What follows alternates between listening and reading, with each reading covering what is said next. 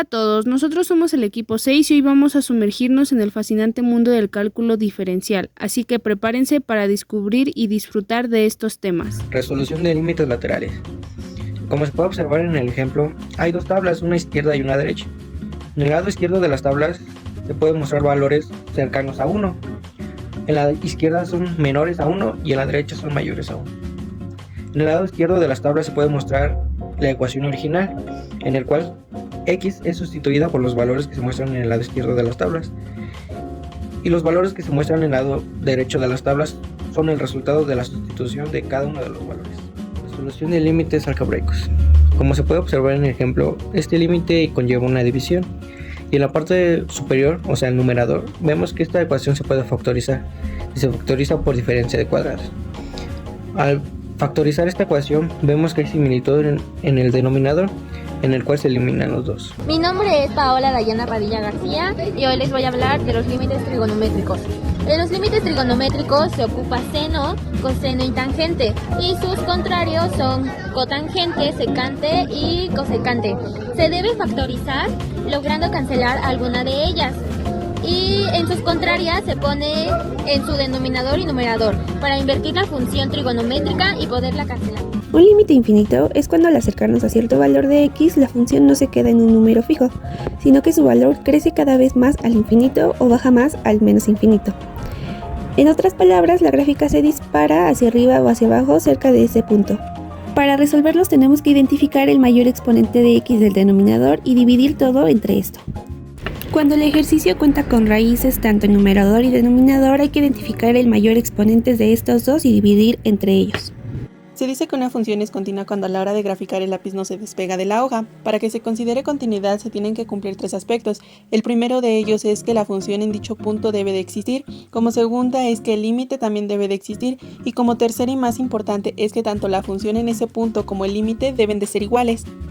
Cuando hablamos de discontinuidad nos referimos a los puntos donde la función no es continua. Una función es continua en un punto si función de x está definida, el límite existe o el límite coincide con el valor de la función. Si alguna de estas tres no se cumple, la función tiene una discontinuidad en ese punto. Es tan discontinuidad evitable que es cuando el límite existe pero no es igual a función de x o función de x ni siquiera está definido. Discontinuidad de salto ocurre cuando los límites laterales existen pero son distintos. Y discontinuidad infinita cuando al acercarnos a x la función tiende a infinito. Para derivar una función en un punto, esta debe ser continua en ese punto. Si hay una discontinuidad, automáticamente la función no es derivable ahí. De manera gráfica, esto es cuando no puedes trazar la función sin despegar el lápiz del papel. Ahora hablaremos de continuidad en un intervalo. Si puedes dibujar la gráfica sin levantar el lápiz, es continua. Los intervalos se clasifican en el intervalo abierto, el cual se presenta con paréntesis, incluyendo solo los puntos interiores, y el intervalo cerrado, en el cual se representa con corchetes, incluyendo los exteriores y sus extremos A y B. Para entender un poco más estos términos, veamos un ejemplo. Vamos a analizar la continuidad en el intervalo cerrado 1,4 para esta función definida a trozos. Dentro del intervalo abierto 1,4, la función es fx igual a 1, que es continua. Lo crucial son los extremos. En x igual a 1, la función y el límite por la derecha son iguales a 1. Y en x igual a 4, la función y el límite por la izquierda también son iguales a 1. Como la función es continua en el interior y en ambos extremos, la función fx es continua en todo el intervalo. Derivada por definición. La derivada por definición la podemos obtener como el límite del cociente del incremento de la función entre el incremento de la variable independiente cuando ésta tiende a 0. Se puede expresar como límite cuando h tiende a 0 de la función sustituida en x menos la función original sobre h. Para poder obtener la derivada de una función se deben seguir diferentes pasos. El primero de ellos es aplicar la fórmula y sustituir a x por x más h. Como segundo desarrollamos los binomios y simplificamos. Para el tercer paso debemos cancelar los términos iguales de derecha a izquierda, y como cuarto paso tenemos que sacar el factor común de h, haciendo que finalmente h tienda a 0 y los términos con esa variable se cancelen y los restantes sea el resultado. Mi nombre es Paola Dayana Padilla García y voy a explicar derivada por teoremas, lo que es derivada de un producto, derivada de un cociente y regla de cadena. Una forma más simple que la aplicación de la definición para calcular la derivada de una función es mediante teoremas. Se obtienen a partir de la definición. Y para explicarlo tenemos el ejemplo, y aquí lo que hace es, paso número 1, cambiar la raíz por un exponente fraccionario. Ahora deriva solo lo que está dentro del paréntesis. Después de haber dividido esto, multiplica los resultados y junta las partes que derivaste tanto externa como internamente. Y ya después de esto, simplifica la respuesta, dividiendo entre el denominador y sacando factor común. Cancelas arriba y abajo y listo. Derivada de funciones trigonométricas directas. Para derivar productos de funciones trigonométricas compuestas, aplicamos la regla del producto combinada con la regla de la cadena. Derivamos el primer factor. Seno se convierte en coseno, multiplicando por la derivada interna. El segundo factor, tangente, deriva el secante al cuadrado por la derivada interna. Finalmente sumamos ambos términos según la regla del producto. Derivada de funciones trigonométricas inversas. Para derivar funciones trigonométricas inversas usamos fórmulas específicas. La derivada del coseno de u es u dividido entre la raíz de 1 menos u al cuadrado. Para el coseno de u es u dividido entre 1 más u al cuadrado. En nuestro ejercicio aplicamos estas fórmulas con la regla de la cadena para las funciones compuestas y la regla del producto para el término donde arco tangente multiplica a x al cuadrado. Cada inversa tiene su propia fórmula que debemos aplicar correctamente.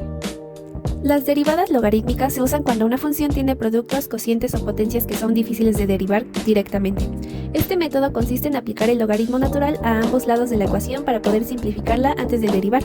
Primero se iguala la función con y, luego se aplica el logaritmo natural a ambos lados y se usan las propiedades de los logaritmos para convertir multiplicaciones en sumas, divisiones en restas y exponentes en multiplicaciones.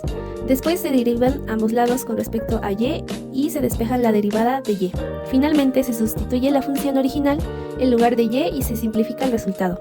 En resumen, las derivadas logarítmicas ayudan a resolver más fácilmente funciones que serían complicadas de derivar con las reglas normales. Una derivada exponencial es cuando derivamos una función donde la variable aparece en el exponente. El resultado siempre conserva la misma función, solo que multiplicada por un factor adicional. Existen tres fórmulas de derivadas exponenciales. La primera es cuando la base es un número cualquiera. La segunda es cuando la base es y e es un número especial en cálculo. Y la tercera es cuando tanto la base como el exponente tienen variable. Ahora vamos a analizar la siguiente derivada. Lo primero que tenemos que hacer es identificar que es un exponencial con base 5, así que se usa la fórmula cuando la base es un número cualquiera. Se copia la función, luego se multiplica por su logaritmo natural y después se deriva el exponente 3x más 6 y la derivada es 3. Entonces el resultado final es f' de x es igual a 3 por el logaritmo natural de 5 por el 5 elevado a la 3x más 6. Derivadas sucesivas de una función. Se puede decir que al derivar una función real de variable real continua se obtiene como resultado una nueva función, la cual se puede derivar nuevamente. La primera derivada la conocemos como ordinaria, sin embargo las derivadas obtenidas a partir de la segunda se llaman derivadas de orden superior o derivadas sucesivas. En este caso existen distintas formas para poder denotar la función. Las más comunes son f con apóstrofe o y con apóstrofe. Para poder calcular las derivadas sucesivas de una función se tiene que tener en cuenta lo que el ejercicio pida, ya que como tal no hay pasos establecidos.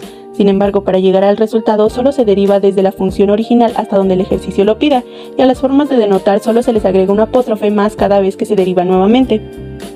Las derivadas implícitas se utilizan cuando en una ecuación las variables x y y aparecen mezcladas y no es posible despejar fácilmente y. Este método permite obtener la derivada con y con respecto a x sin tener que aislarla. Primero, se derivan todos los términos de la ecuación con respecto a x. Cuando aparece la variable y, se aplica la regla de la cadena agregando su derivada, es decir, y'. Después, se realizan las operaciones necesarias y se agrupan los términos que contienen a y' en un solo lado de la ecuación. Luego se factoriza y' y se despeja para obtener su valor. Ahora hablaremos de la ecuación de la recta tangente y normal a la curva. La recta tangente es una línea recta que toca la curva en un único punto y su inclinación está determinada por la derivada en ese lugar. Por su parte, la recta normal es simplemente la recta perpendicular a la tangente en ese mismo punto de contacto. La ecuación de ambas rectas utiliza la forma punto pendiente. Ahora analizaremos este ejercicio. Primero nos dice encuentra la recta tangente y normal con x0 igual a 2 de la función que se muestra ahí. Comenzamos por sustituir 2 para obtener el punto P, por donde pasarán ambas rectas, el cual es 2,8. Ahora pasaremos a obtener la pendiente derivando la función y sustituyendo 2, como se ve en la imagen. Procedemos a sustituir en las definiciones para la ecuación de la recta tangente y de la recta normal, y así concluimos con los resultados que se ven en la imagen. Máximos y mínimos. Los máximos y mínimos son puntos donde una función alcanza sus valores más altos o más bajos. Un máximo ocurre cuando la gráfica sube y luego baja, y un mínimo cuando baja y luego sube. Para encontrarlos, se deriva la función y se iguala a la derivada a 0. Esos son los puntos críticos. Luego se usa la segunda derivada. Si es positiva hay un mínimo, si es negativa hay un máximo. En resumen, los máximos y mínimos nos ayudan a entender cómo cambia una función y encontrar sus valores extremos.